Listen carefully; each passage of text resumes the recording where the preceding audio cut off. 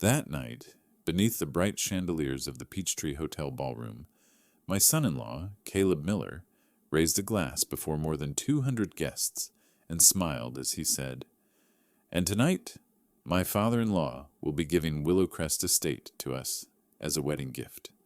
The entire hall erupted in applause, and just as I said no, he slapped me, in front of reporters, under the flash of cameras, as the music screeched to a halt.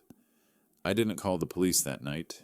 I simply drove home, opened the studio my late wife Helena had kept locked, and found a small wooden box carved with the words, "For when silence must speak." Inside that box was the instrument of silent justice. And 6 months later, that very justice brought down a financial empire. With nothing but one signature and one blueprint. If you've ever been humiliated in public, if you've ever stayed silent to protect your dignity, stay with me until the end of this story. Because this isn't about revenge. It's about how one man turned silence into a sentence. And if you believe that justice doesn't need to shout to be heard, hit subscribe. Turn on notifications, because every week I'll tell you a true story where silence becomes a weapon and the truth always finds its voice. My name is Francis Davenport, 69 years old, a retired architect, and the caretaker of Willowcrest Estate, the land that has belonged to my family for 3 generations. I once thought my only worry at my daughter's wedding would be choosing the right gift to give her. But that night, beneath crystal lights and the sound of violins at the Peachtree Hotel in Atlanta, I learned that some gifts cannot be demanded, and some boundaries once crossed can shatter everything. The ballroom blazed with light, 200 guests lifting glasses of champagne, laughter blending with music, a scene so perfect it felt fake. Caleb Miller, my daughter's new husband, stood at center stage in a black tuxedo, the spotlight gleaming off his grin like a man who believed he owned the world. I sat at the first table beside Sophie, my only child. She was radiant in her white gown, her eyes still bright with belief. I wished I could freeze that moment before he spoke. On stage, beside the microphone, a waiter carried out a wooden box engraved Willowcrest Legacy. I recognized it, the spare key box from my home. Caleb had taken it, turned it into a prop for humiliation. He smiled. "Ladies and gentlemen," he said, "this is the gift my father-in-law will be giving us, the key to our future." Applause thundered as the spotlight hit me. I realized he'd stolen from my home to stage his performance. Caleb raised his glass. "Tonight," he announced, "we honor the man who built it all, my father-in-law, architect Francis Davenport, the man who designed Willowcrest, where we'll continue his legacy. And to show his faith in the next generation, he will hand us the keys to Willowcrest." The last sentence sliced through the air. 200 guests gasped and clapped. Everyone thought it was touching, a father passing his estate to his daughter. I sat still. My hand tightened around the glass, the cold biting my wrist. I stood and walked to the microphone. The light hit my face, lined but steady. "Caleb," I said, calm but sharp, "Willowcrest isn't a gift. It's a responsibility. And tonight, no one will turn it into a show." Silence fell. The music stopped. Every eye was fixed on us. Caleb's smile twitched. He lowered his glass and stepped closer. "You're ruining your daughter's big moment." "I'm keeping it from becoming an auction," I answered. He pulled a white envelope from his pocket. "If you're uncomfortable about the money, here, I've taken care of that." He placed it on the table for all to see. The crowd laughed, thinking it a rich man's joke. I repeated evenly, "I'm keeping it from becoming an auction." Caleb leaned in, voice low but caught by the microphone. "Sometimes the old generation should know when to step aside. You've had your time. Now it's ours." A few chuckles rippled through the back. I saw pity in the eyes of his business friends, as if I were some relic who'd wandered out of a nursing home. I said simply, "No means no." That instant his pride cracked. Surrounded by power, wealth, and press, reason left him. Caleb struck. The slap cracked like a whip. Loud, clean, merciless. The room froze. Even the violin stopped. The taste of metal filled my mouth.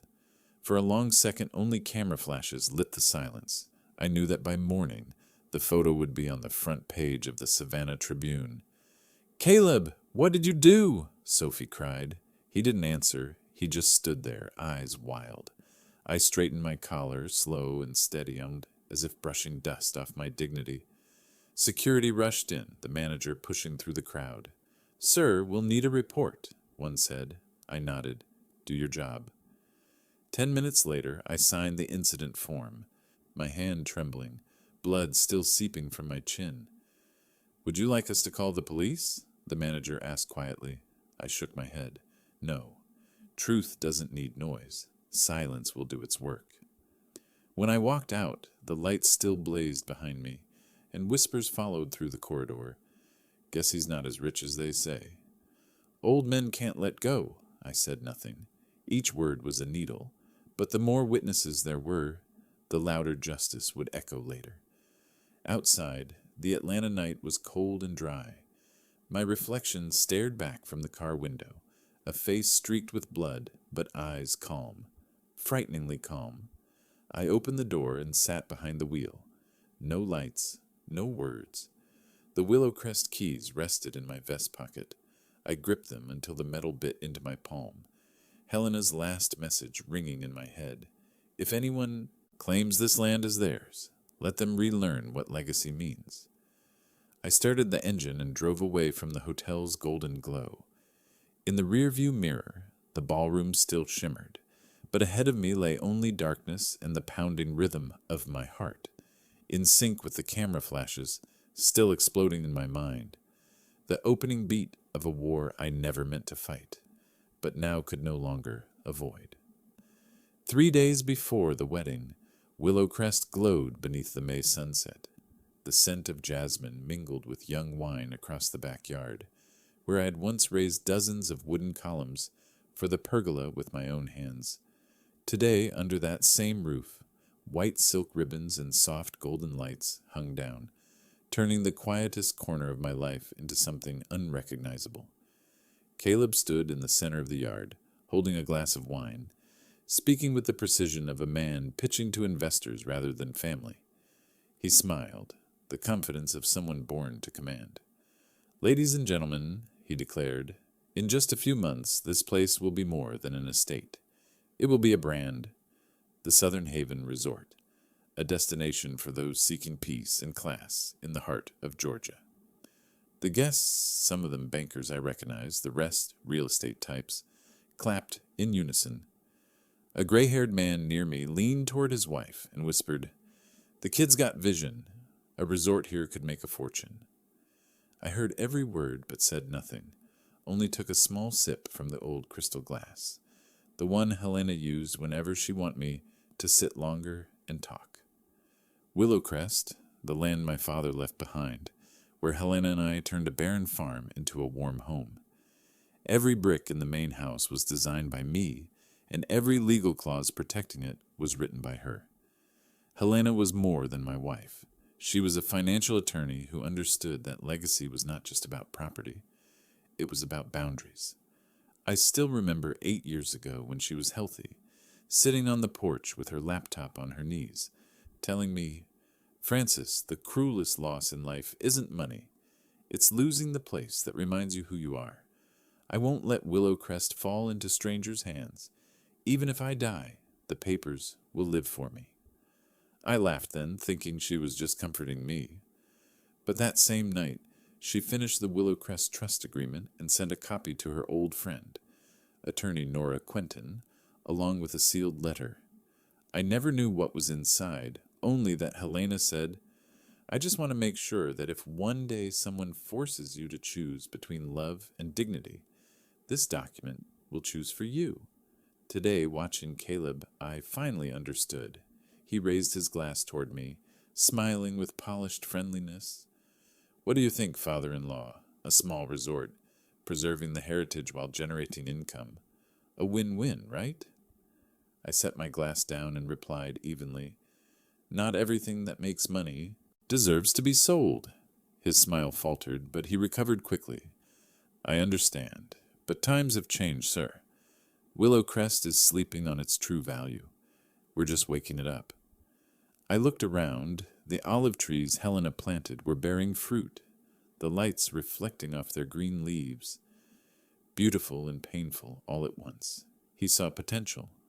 I saw memory. The evening stretched on with the clink of silverware and laughter. Caleb moved through the guests like a peacock among strangers, dropping phrases like North Harrison Holdings, the investment firm waiting to partner with him. He called them future partners, though I knew they were his future creditors. When everyone finally left, the garden lay quiet under the dim gold glow, filled only with the sound of crickets. I stayed beneath the pergola where Helena once read her books. 2 wine glasses remained on the table, mine and hers, untouched. I stared at them, feeling as though I were speaking to her across the years. You see this, Helena? He's already touching the soil, always saying heritage, but to him it's just a rectangular mortgage. The wind rustled the leaves, a sound I had always believed was her answer. I pulled the old key from my pocket and tapped it against the table. The light reflected off the metal and flickered across our wedding photo on the wall. In that faint glow, Helena's gentle smile seemed to whisper a reminder.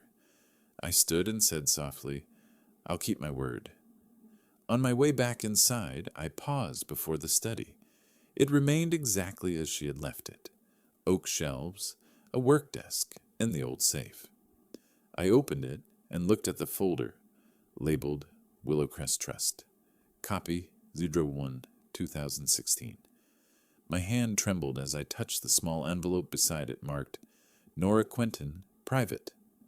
I didn't open it, not because I was afraid, but because I knew. One day I would have to when someone finally crossed the last boundary.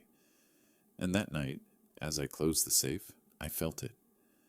That day was coming soon. That morning, Atlanta was clear after the night's rain.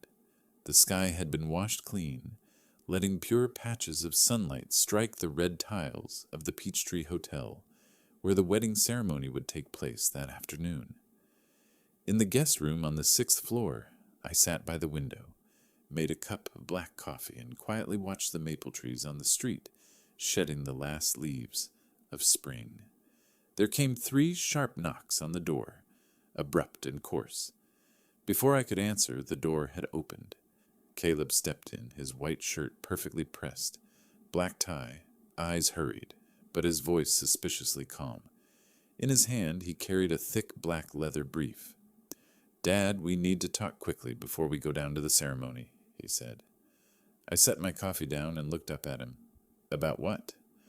About the future of Willowcrest, he answered, stepping to the table. He put the brief down and opened it.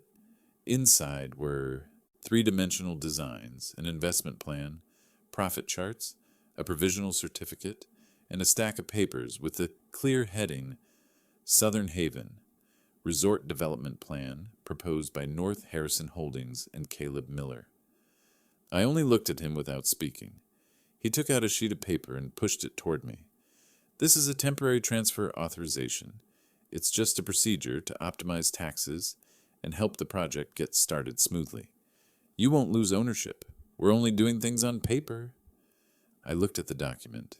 The small, folded print was full of financial and legal jargon. Limited partnership, provisional assignment, temporary trust holder, terms I knew well enough to understand that if I signed, nothing would remain temporary. I pushed the stack back to him. No. He smiled, a thin smile like a razor. You haven't read it carefully. This is the modern way, fully legal. I've prepared everything, so you don't have to worry. We don't have time. The ceremony starts in 2 hours. If this is legal, I said slowly, why bring it to my room on the morning of the wedding, when my daughter is still getting her makeup done? His smile faded for a moment, replaced by a sharp, cold look. You make it hard on yourself. I only want things to run smoothly. I know you fear estate taxes, so I've arranged a temporary transfer to avoid trouble. I remained silent. He continued. If you don't want to, we can discuss it after the ceremony, but it's better if you sign now so things go smoothly. You don't want Sophie to be embarrassed in front of her friends, do you?" That word, embarrassed, made me look up. "Do you think my dignity is so cheap it can be bought with silence?" Caleb pressed his lips together, then suddenly changed tone, softer, sweeter.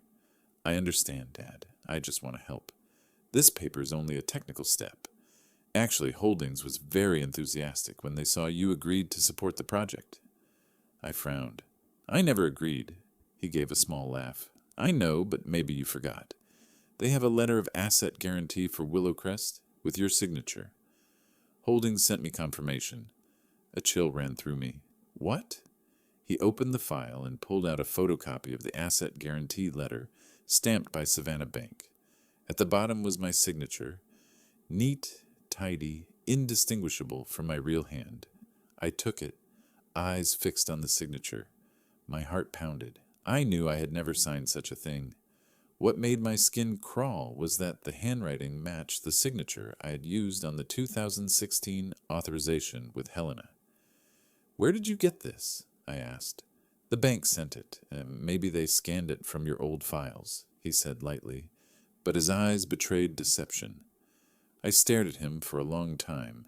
He avoided my gaze and recovered his confident manner. "We'll talk after the ceremony. Don't make this a scene now. People are waiting." I folded the papers and pushed them back to him. "Don't ever bring documents like this in front of me again." "You can't stop the future," he murmured, almost a whisper. Then he closed the brief and left. The door shut, leaving the scent of expensive perfume and a suffocating silence. I stood, walked to the table, and looked at the photocopy of my signature one last time. In my mind, I saw Helena sitting at her desk, typing, the yellow lamplight on her tired face. "Francis, if someone wants what you love, they'll start with a piece of paper, read every word, and read what is not written." I folded the photocopy and tucked it into my breast pocket. My hand shook, not from fear, but from the realization that whoever had learned to copy my hand had not done so to honor me, but to betray. Looking out the window, the Atlanta sun had climbed high and shone brilliantly. Below, the orchestra was warming up. Violins sounded cheerful to the point of cruelty. I stood motionless, watching the stream of cars flowing toward the hotel. The photocopied signature in my hand was crumpled and cold as steel.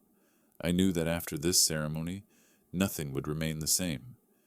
That afternoon, the Peachtree Hotel gleamed like a palace. Crystal chandeliers hung from the ceiling, casting golden light across the marble floor. White roses lined the aisle, and an 8-piece orchestra played canon in D, filling the air with the dreamlike shimmer of an expensive illusion. I stood at the back of the room, watching as perfection turned into pretense, as if love itself had been staged with contracts and light.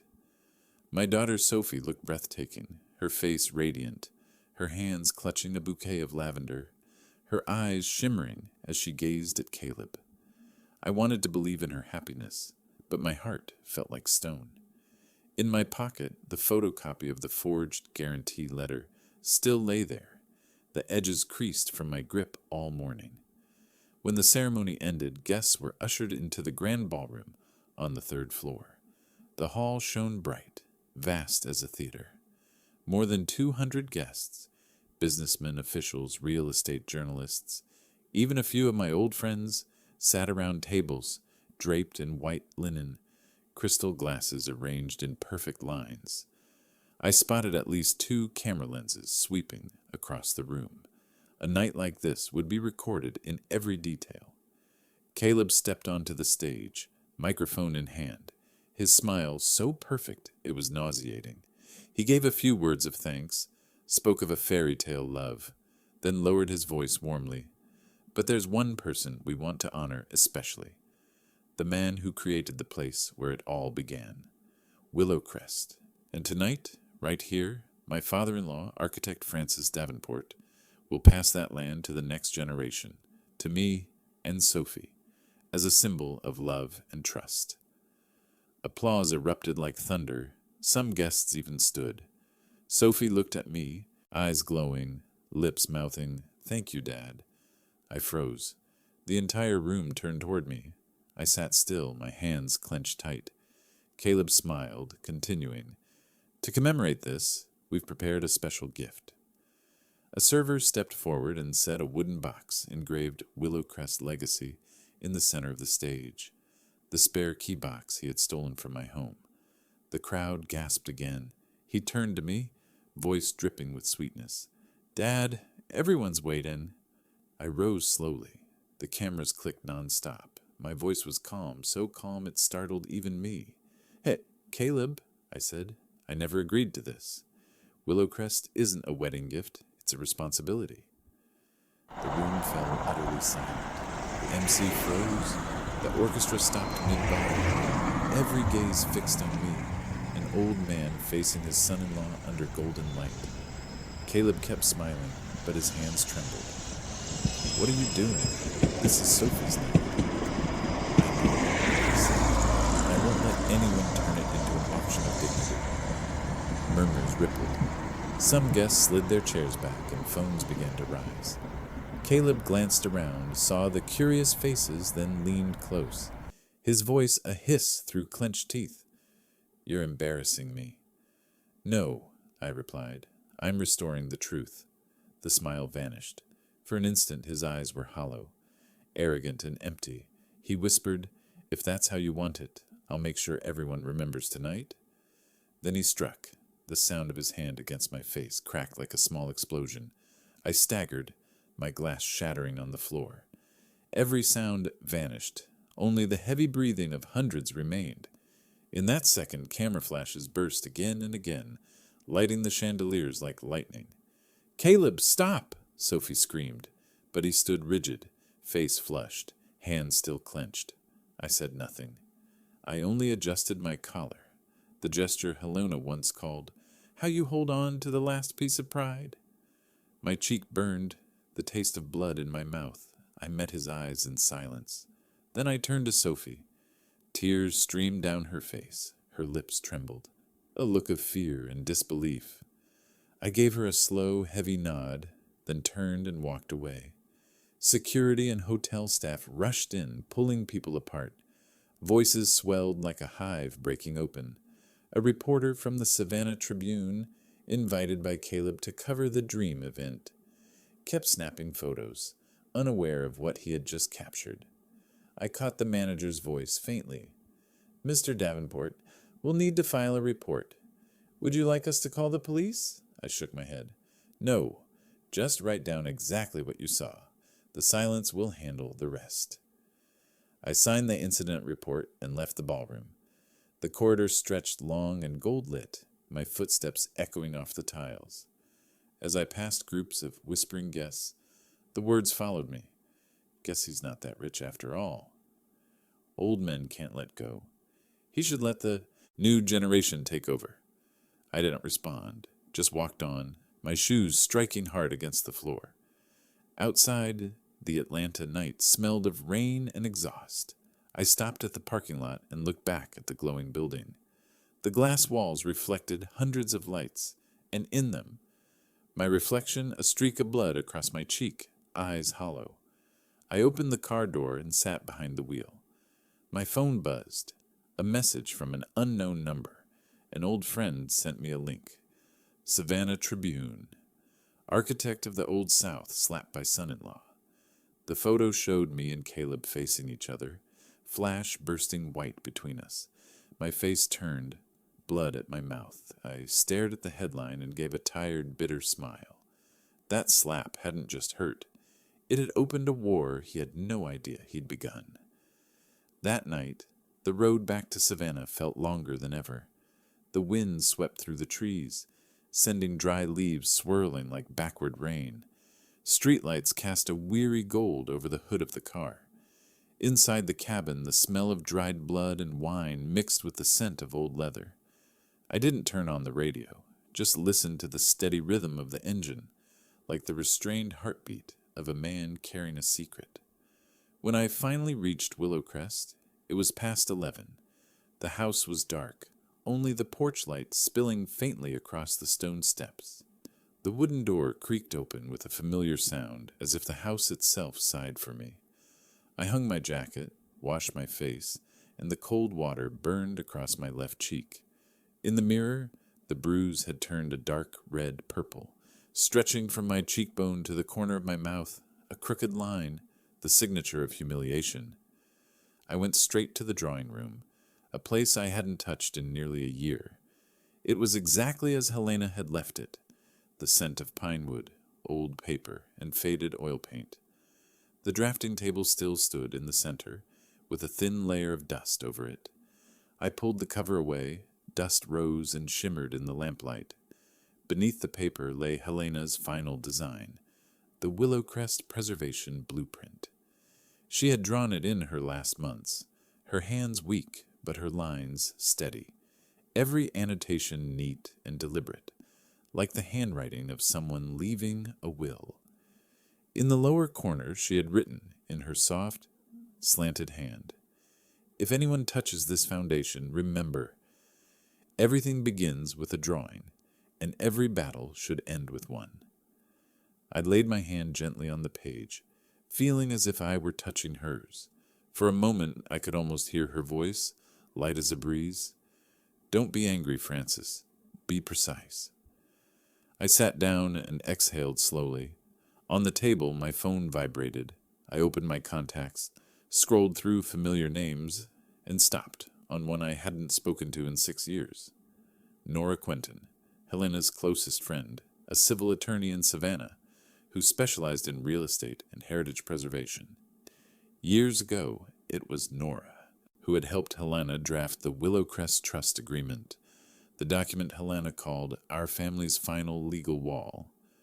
After Helena's death, Nora still sent flowers every year, though I'd never once called her back. Tonight, I didn't need comfort.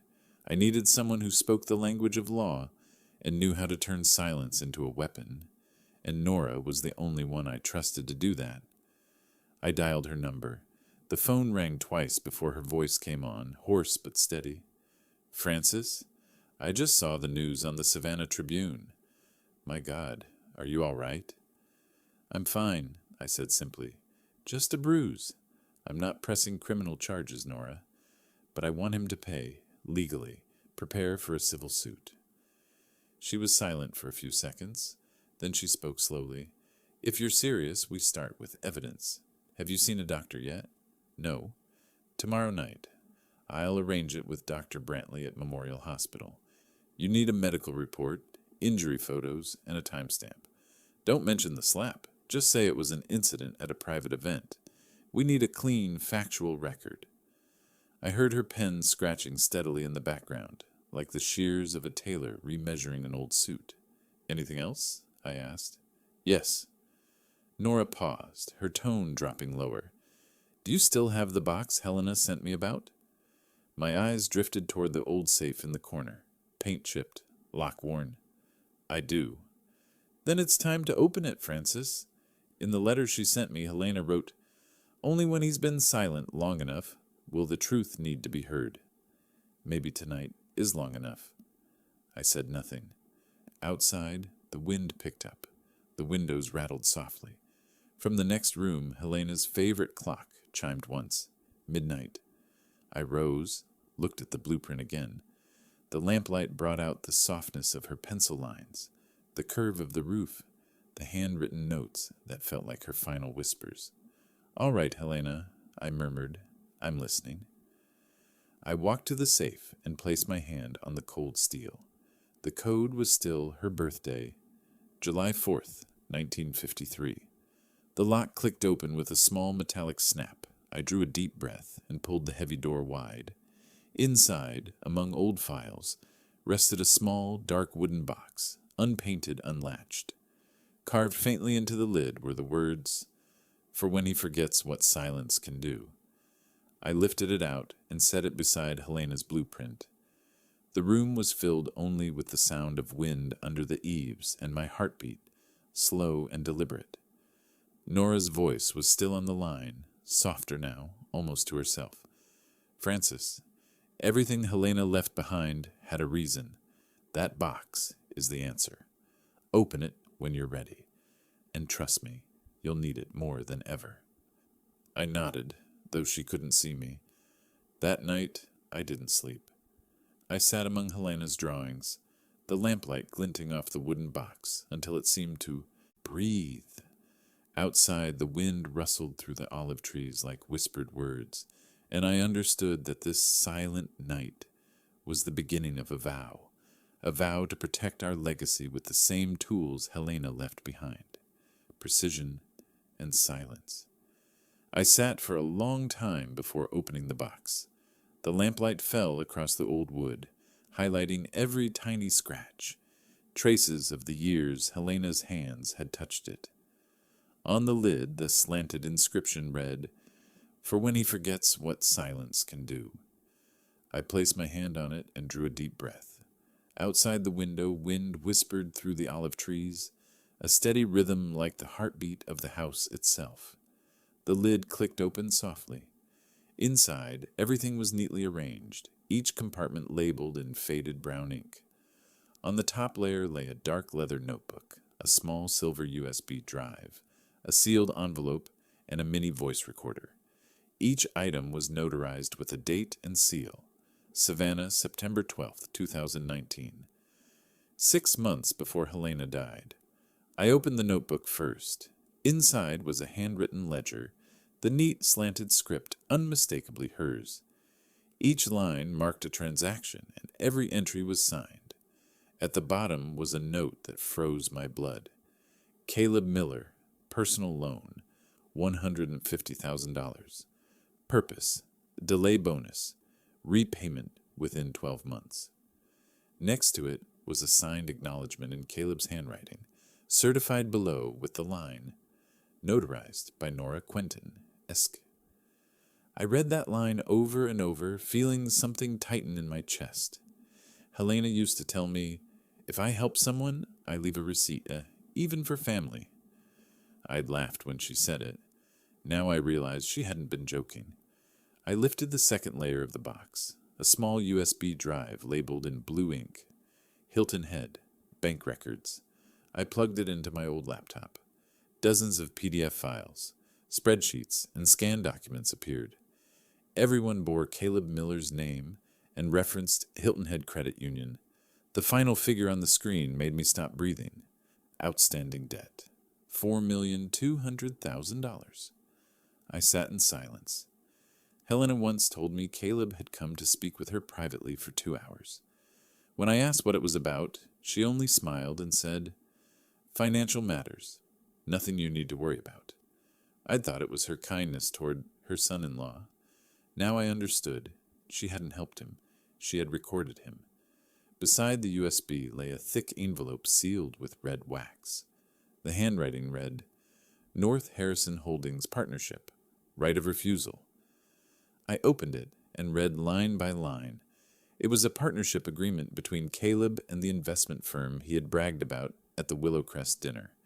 But at the bottom, buried in fine print, was an additional clause, easy to miss. If Party B, Caleb Miller, utilizes property held in trust or encumbered assets without written consent from the owner or trustee, the entire partnership shall be rendered null and void, and all related assets frozen. Below it were Helena's signature and Nora Quentin's notarization seal.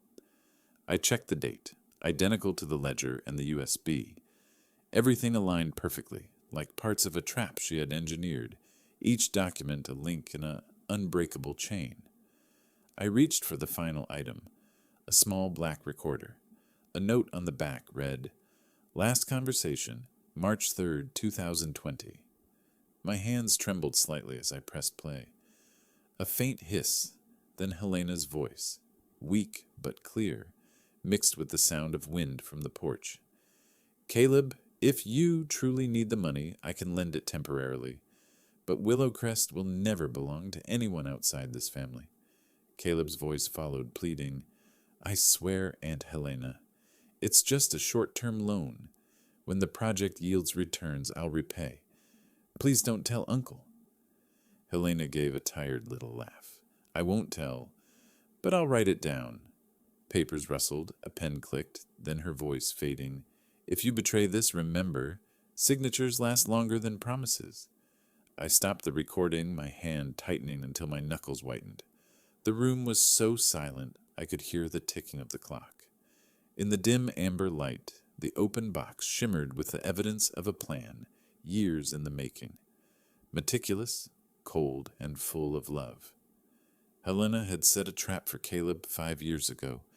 She had known he would return, had known he would try to claim Willowcrest, and she had left me every tool to finish what she couldn't while alive. I sat for hours staring at the preservation blueprint spread before me.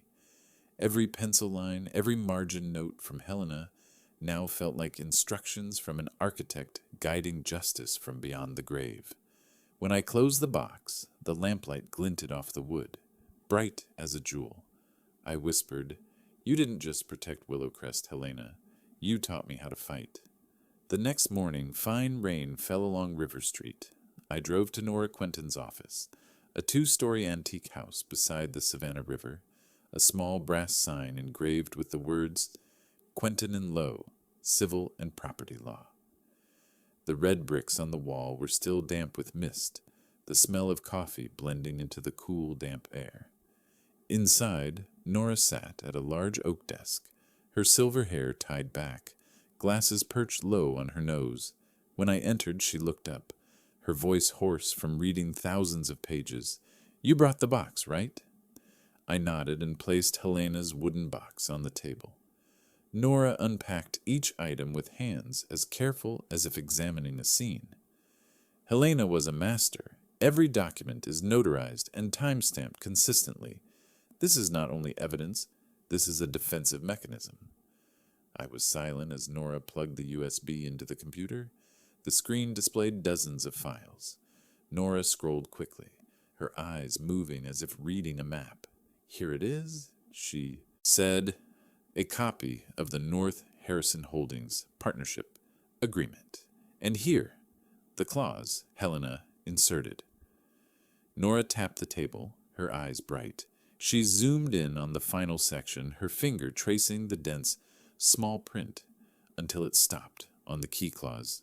If Willowcrest is transferred outside the Davenport Family Trust without written consent, the entire partnership is automatically voided, the related assets temporarily frozen, and North Harrison Holdings has the right of compulsory repurchase at a fixed price of $15 million based on the 2019 appraisal.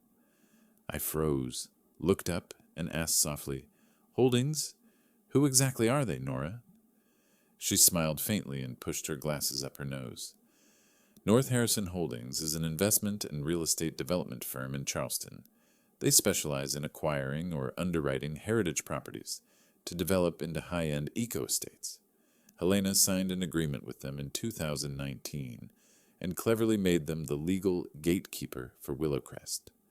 That means if anyone tries to seize the land, Holdings will automatically step in to protect its interest, and, invisibly, protect you as well. She paused, her voice deeper. "In other words, Francis, Helena made a corporation worth hundreds of millions of dollars your ally. Holdings will not allow anyone to encroach on property tied to them, because that would be hitting their money?" I sat quietly. Light from the window fell on Nora's face and gleamed off the glass on her desk. I said softly, "She planned." "She did," Nora nodded, "and she accounted for the possibility of signature forgery. That is why Helena filed this clause separately with the Charleston County Registry. I'll check it now." She opened another computer and accessed the county public records. After a few clicks, the screen showed record type, supplemental trust filing, Willowcrest Estate, filed by Helena Davenport, attorney at law. Date, September the 12th, 2019, Charleston County Registry. Nora turned to me, speaking slowly but sharply. "This filing carries a registration number and notarization. Legally, it is in force. Anyone who touches Willowcrest land without it being held by the Davenport family, Trust effectively signs a compulsory sale order to Holdings. I looked at the contract on the screen, the tiny black letters like needle points. So if Caleb tries to transfer it, Holdings will immediately have the right to buy the land? Exactly. And the appraisal index price means a preset price based on the 2019 appraisal, about 15 million US dollars. Market fluctuations don't matter. It's a perfect financial trap. The more he tries to seize it, the more he loses. I exhaled, feeling stunned and pained. Helena had not only protected the property, she had turned it into an anti-betrayal work of architecture, a blueprint of justice. Nora added, Francis, I just verified. Holdings still operates in Charleston. Their office is open. The legal contact who handled the original agreement with Helena is Paul Redding and his team. If you want full protection for Willowcrest, we need to be proactive. I asked, how? She smiled, eyes bright, as if spotting a beautiful bridge. You call Holdings right now. Tell them someone is conspiring to transfer property that is subject to their agreement with your late wife. When a corporation hears the words fraudulent conveyance, they move faster than the police.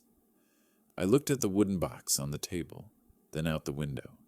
The rain had stopped, and the savannah reflected the pale dawn light. A framed portrait of Helena in her law dress hung peacefully behind Nora. I said quietly, almost as a promise, Thank you, Nora. Now I understand why she chose law over architecture. Nora smiled faintly. Because law and architecture are the same, Francis. Both exist to keep what you love from collapsing. I stood and picked up the wooden box. Light shone on its dark surface and cast a faint streak across the bruise on my cheek. I knew I was about to do what Helena had expected. As I left, Nora called after me, Francis, don't only defend. Let them see that silence has teeth. I nodded and got into my car. On the drive back, I opened my contacts and found the number saved as North Harrison Holdings, Charleston office. My finger hovered over the call button. Rain tapped lightly on the glass, each small drop marking the beat of the decision forming. I dialed, my voice unusually calm when the assistant answered, Good morning, North Harrison Holdings. How may I help? I spoke slowly and clearly. Francis Davenport. I'm calling to report. Someone is plotting to seize property covered by your company's agreement with my wife, the late Helena Davenport. There was a long, silent pause on the other end. Then the assistant's tone turned serious. Please hold. We will transfer you to our legal department. I leaned back in my seat and looked out at the savannah. The dawn's pale light shimmered on the water, and in that moment I felt I had begun to turn the board, using Helena's own tools, precision and silence. The sky over the Bahamas blazed with sunlight, but inside Caleb Miller's mind there was only a storm. The phone in his hand vibrated endlessly, each buzz like the tapping of fate's fingernail. Everything began on Monday morning at 9:12. Odora 9:12 a.m. Funding suspended. The notice from Cambridge Capital appeared clearly on his screen. The subject line was cold and emotionless, yet every word sliced like a blade through paper. All funding for the Southern Haven Resort project is hereby suspended, pending internal and external audit. Below it was the electronic signature of the chief financial officer, the man Caleb had once called a friend. He shot up from his lounge chair, spilling his orange juice. Sophie looked up from her magazine, frowning. What's wrong, darling? Caleb swallowed hard, forcing a smile. Nothing, just a bank report, probably a number error. He turned away, his heart pounding like a drum. 10:40 a.m. Board notice, summons, 48 hours. He was about to open his laptop when the next alert arrived from North Harrison Holdings. Urgent notice. Board of Trustees requires your presence in New York within 48 hours regarding potential breach of fiduciary duty and contractual misrepresentation. Caleb dropped into his chair. The legal words struck him like hammers. Breach, misrepresentation, summons. He knew better than anyone. This wasn't an internal review. This was a hunt. He quickly dialed Mark, the deputy finance director in Atlanta. Mark, what's happening? Why the notice? I have no idea, Caleb, but they're talking about a cross-default clause. Looks like it ties to Hilton Head and Holdings. You're caught in both. Impossible. I already handled that. Maybe someone filed a new report. Every account is being reviewed. I'd suggest you fly home. Fast. That afternoon, the sky was as beautiful as a postcard, but Caleb could no longer see the sun. He sat alone in his hotel room, phone pressed to his ear, calling one bank after another, his voice trembling. This is Caleb Miller, Hilton Head, account 392-17. I need to confirm the status. The voice on the other end was firm. I'm sorry, Mr. Miller. Your account is currently under temporary freeze due to cross-linked holdings. You will receive official notice within 24 hours. Freeze? I have $320,000 in there. Who authorized? The action was initiated by North Harrison Holdings Audit Division, sir.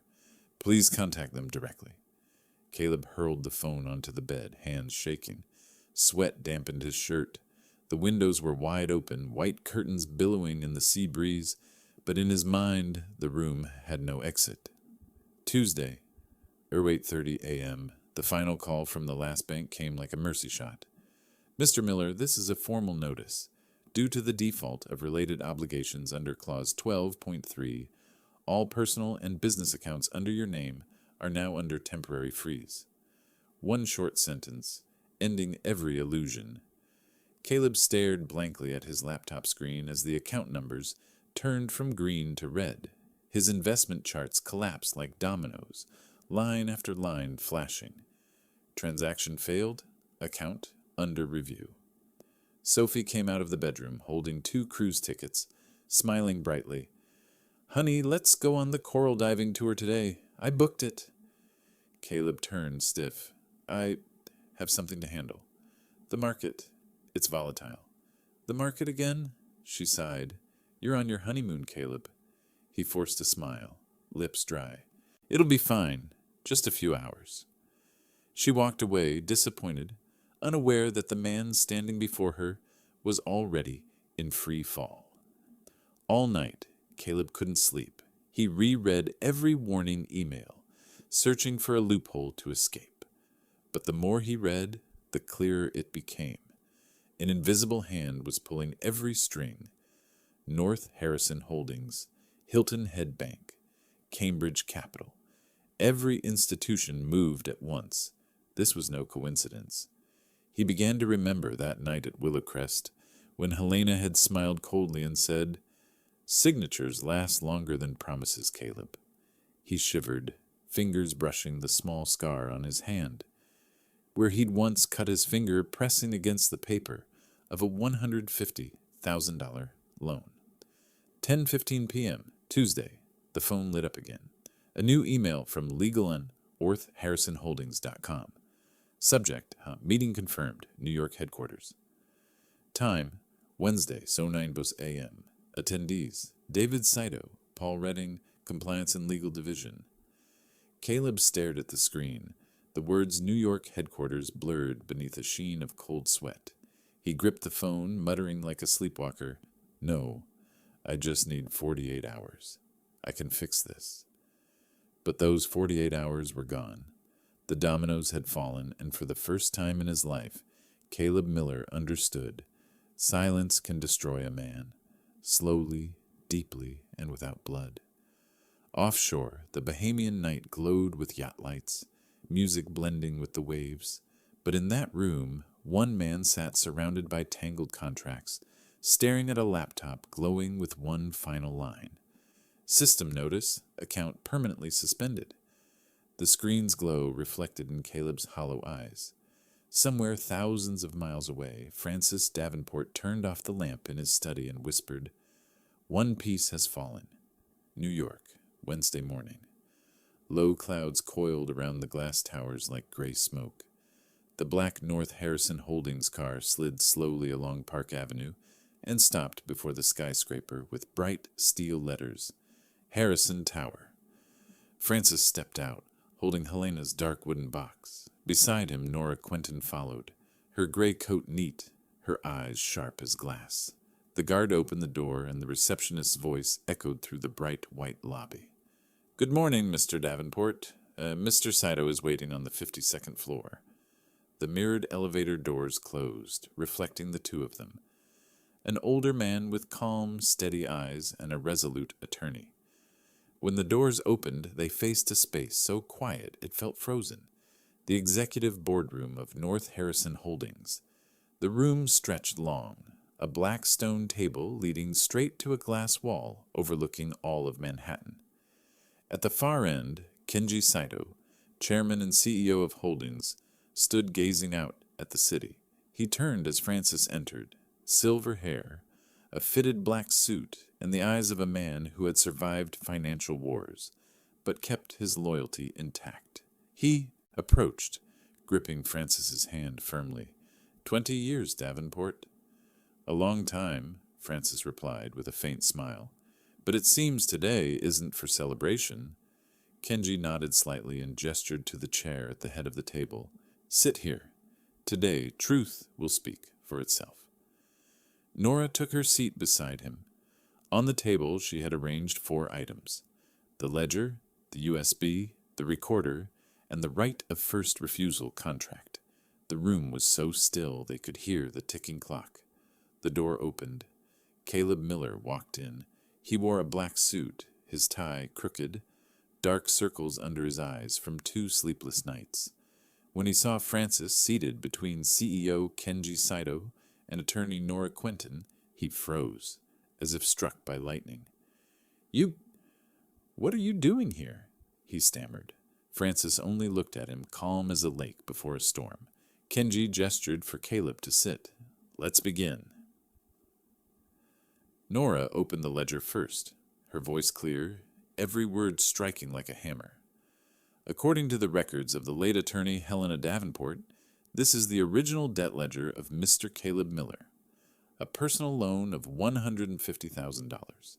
It bears the borrower's signature, notarization, and the notation, 'delay bonus.' You never repaid it." Caleb gave a strained laugh. "That was a family gift, not—" "No," Nora cut him off. "The loan has acknowledgement, timestamp, and witness.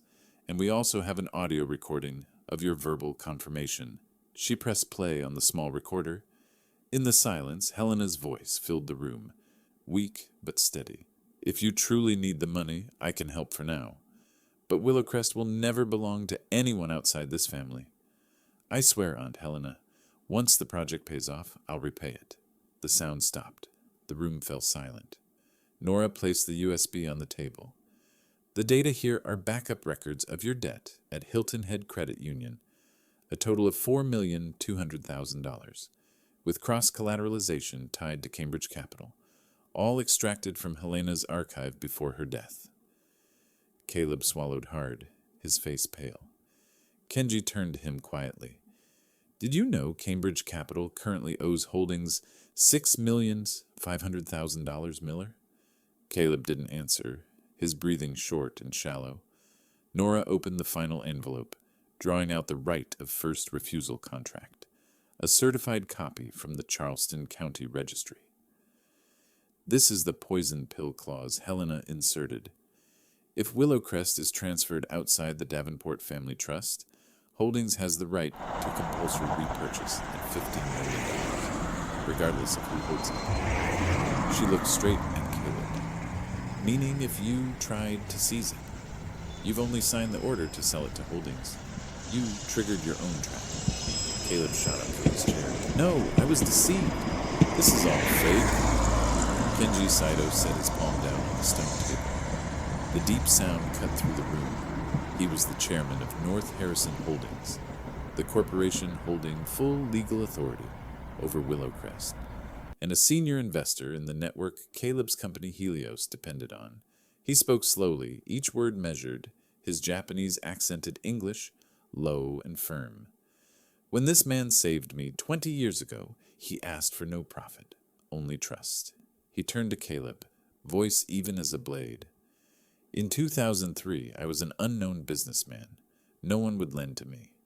Francis Davenport guaranteed my first loan, using 10 acres of Willowcrest as collateral, so I could start my company. He asked nothing, only said, "One day when you can, help someone protect what they've built. Today I repay that debt, not with money, but with justice." Kenji turned to his assistant and ordered sharply, "Prepare an immediate termination notice for Mr. Miller from Helios Development Group, a subsidiary tied to Cambridge Capital. Revoke all commercial representation rights. Under financial breach provisions, Holdings will collect all outstanding debts and forward the case to the Manhattan District Attorney's Office. Category: forgery and financial fraud." Caleb staggered and collapsed into his chair. "You can't do this to me. I only—" Kenji didn't look at him. His reply was cold as steel. "I did nothing. You walked yourself here when you signed what wasn't yours." Francis gazed at him. No anger left, only quiet sorrow. His voice was low but steady. "Helena forgave you by staying silent. I'm just saying the part she didn't." Caleb covered his head, breathing unevenly. Nora gathered the documents, closed the wooden box, and set it before Francis. Kenji Saito stood, his tone dropping into gravity. "Justice, Mr. Davenport, is not always loud, but when it arrives, it's absolute." Francis nodded gently. Light from the glass wall reflected across his face, casting silver streaks like the steel lines of a perfect blueprint Helena once drew. Outside, light snow fell over New York. In that 52nd floor boardroom, justice had been spoken, without a gavel, without a verdict, only through truth and loyalty. 2 weeks later, Savannah lay under soft sunlight, the wind from the river carrying the scent of earth and young grass. Along the road leading to Willowcrest, the old oaks stood still as if they had never witnessed the storm of ambition that had passed. Francis sat on the wooden chair by the porch, his hands still smeared with soil after a morning in the garden. The old radio beside him played the noon news, the announcer's voice steady and clear. "The Manhattan District Attorney's Office has confirmed the official investigation of Mr. Caleb Miller and Associates of Cambridge Capital on charges of document forgery, financial fraud, and misuse of investment funds. According to sources from North Harrison Holdings, all evidence was provided by attorney Nora Quentin." He turned off the radio, not to avoid hearing, but because he already knew. Justice had begun to move at its own pace, without his push. The faint sound of wheels crunching over gravel made him look up. A taxi stopped at the gate. The door opened and Sophie stepped out. She looked thinner, her hair tied up, her face pale, her eyes red from tears. In her hand was only a small suitcase. Francis rose, a soft ache tightening in his chest. They looked at each other across the bougainvillea hedge, close enough to hear each other's breath, yet full of everything left unsaid. Sophie spoke first, her voice trembling. "I've been blind for too long." A short sentence, but inside it was an entire winter of regret.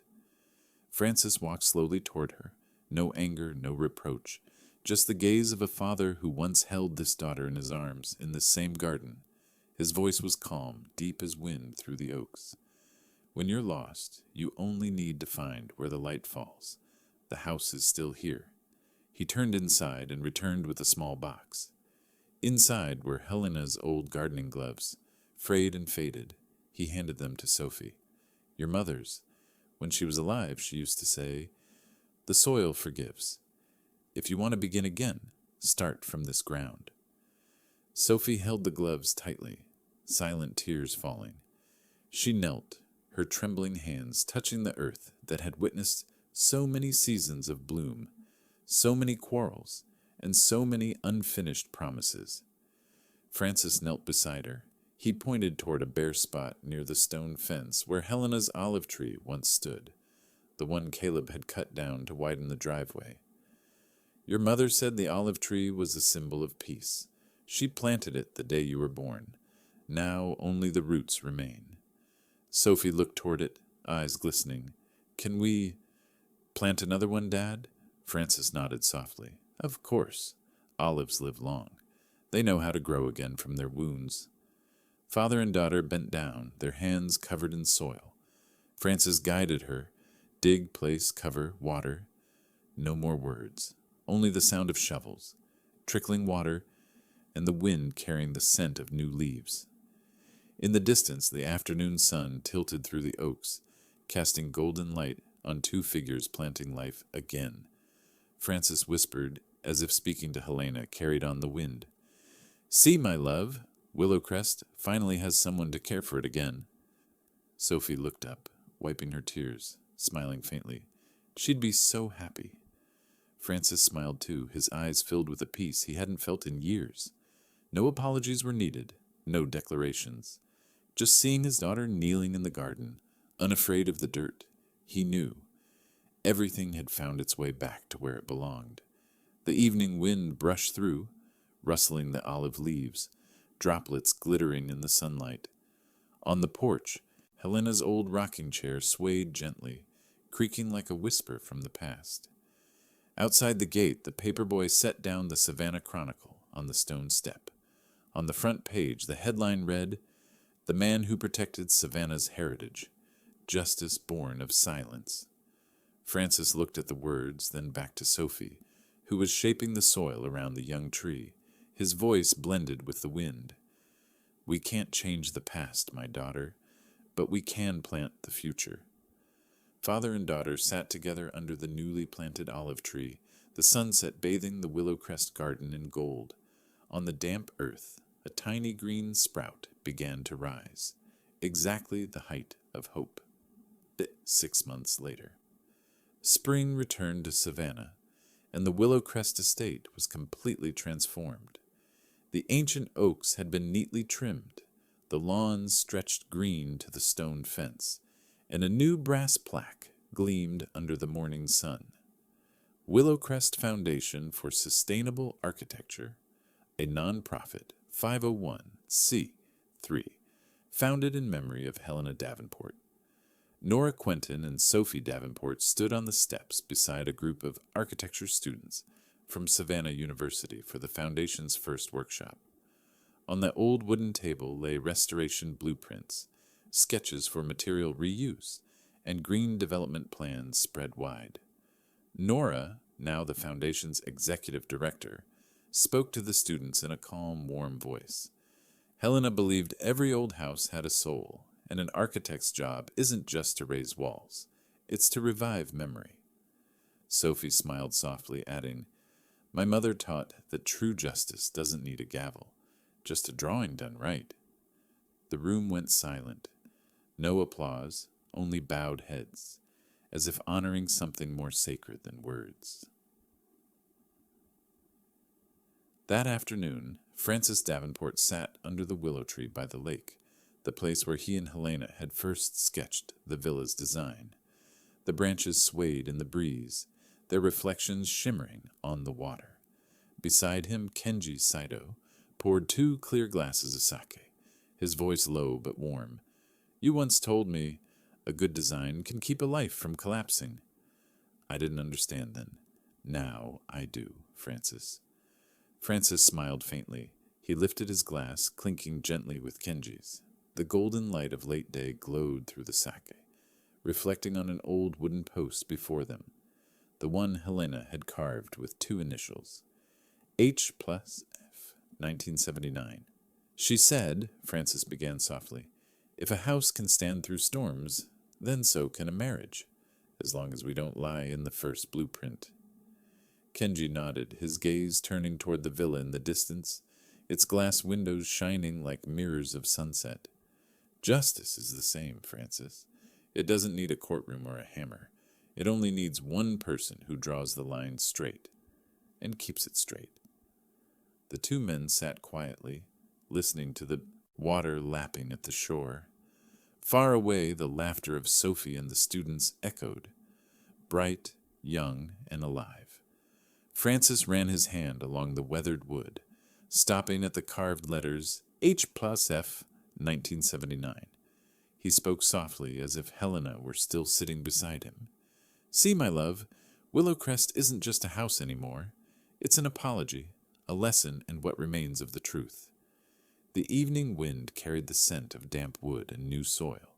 In the glow of dusk, Willowcrest shimmered, no longer a symbol of power or conflict, but a testament to a life rebuilt by truth. Francis closed his eyes, leaning back in his chair, listening to the rustle of willow leaves. He whispered, his voice light as air, "Justice doesn't need a gavel, only a blueprint drawn right." Across the lake, the villa shone in the evening sun.